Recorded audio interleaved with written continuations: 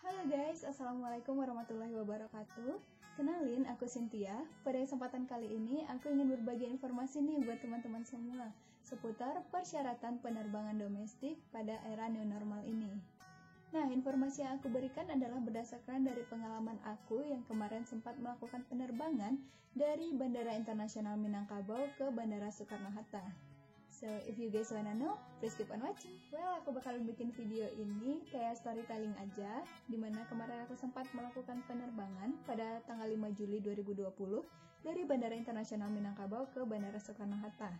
Nah, ada beberapa berkas nih yang perlu kita persiapkan, yang mana yang pertama yaitu tiket pesawat. Pasti dong ya, teman-teman harus punya tiket pesawat dulu nih buat melakukan penerbangan.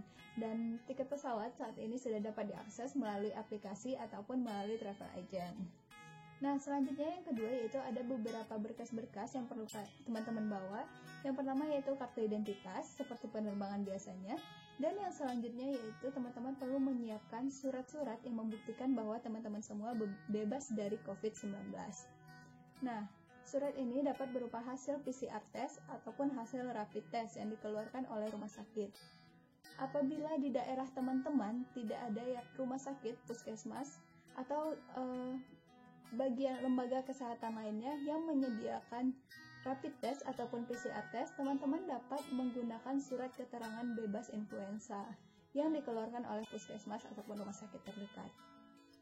Nah, namun ada satu hal nih yang perlu banget teman-teman perhatiin, yaitu apakah di bandara tempat teman-teman berasal menyediakan layanan rapid test ataupun PCR test. Karena bisa jadi ketika bandara menyediakan, walaupun di daerah dekat rumah teman-teman tidak menyediakan tes-tes tersebut, tapi teman-teman akan melakukan tes di bandara, sehingga berkemungkinan akan menambah biaya. Nah, untuk selanjutnya, yaitu teman-teman diharapkan datang ke bandara 3-4 jam lebih awal dari waktu keberangkatan teman-teman, karena akan ada antrian untuk masuk ke dalam area check-in, di mana di sana nanti teman-teman akan menunjukkan surat-surat bebas COVID teman-teman dan juga menunjukkan aplikasi.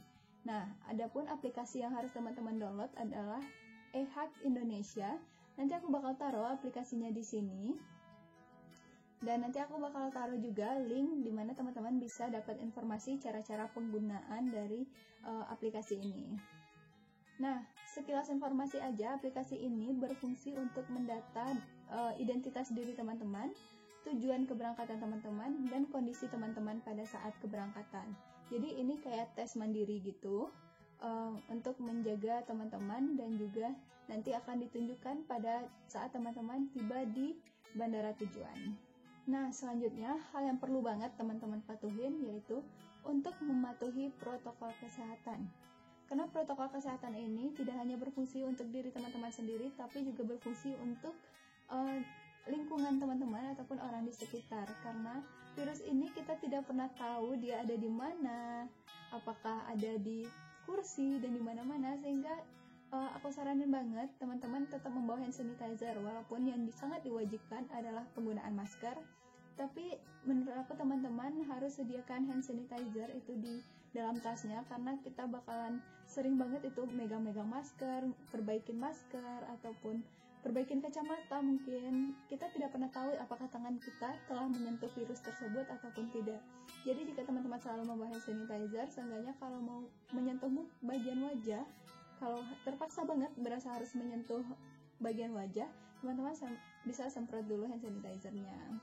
Ada informasi tambahan nih buat teman-teman yang menuju daerah akhirnya yaitu DKI Jakarta.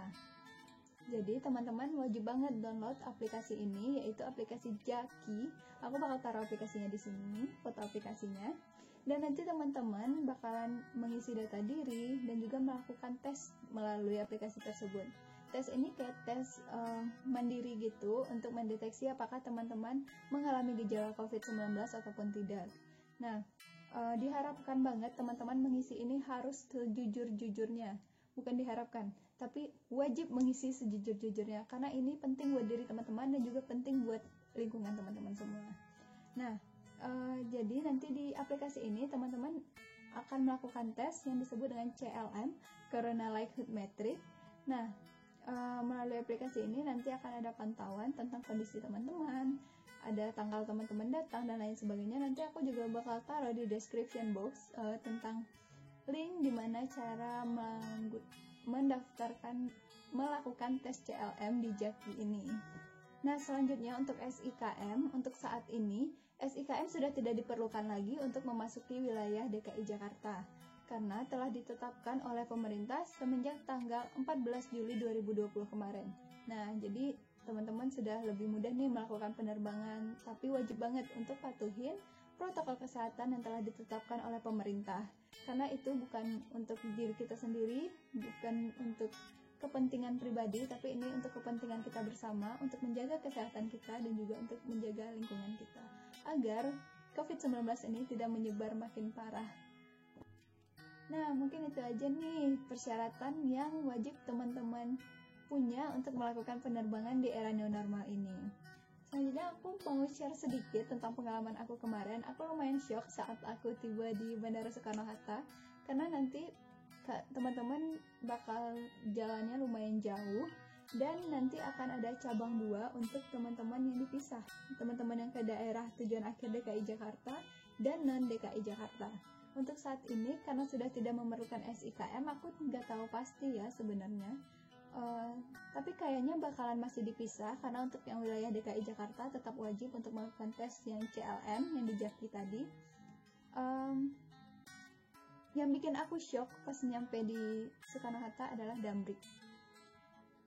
Aku yang tujuan akhirnya yaitu bukan ke DKI Jakarta, melainkan ke wilayah Bogor, Jawa Barat.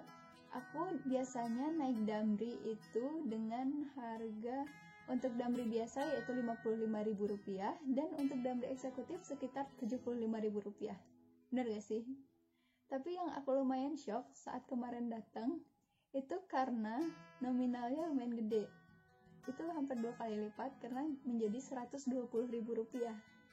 Nah, aku pengen share aja ke teman-teman biar teman-teman gak kaget nanti pas nyampe di Jakarta kalau tiba-tiba kok Damrinya mahal, atau mungkin teman-teman nyiapin duit pas-pasan nih.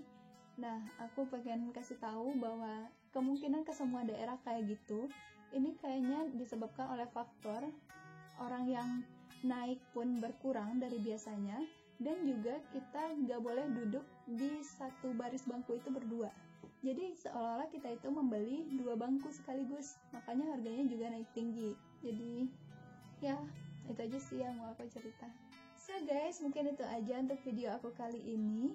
Thank you so much for watching, and aku sangat menerima adanya kritik dan saran dari teman-teman semua. Teman-teman bisa komen di kolom komentar dan juga bisa DM di Instagram aku, yaitu @cynthia_sy. Hope you guys enjoy my video, and don't forget to like, comment, and subscribe. So see you on my next video.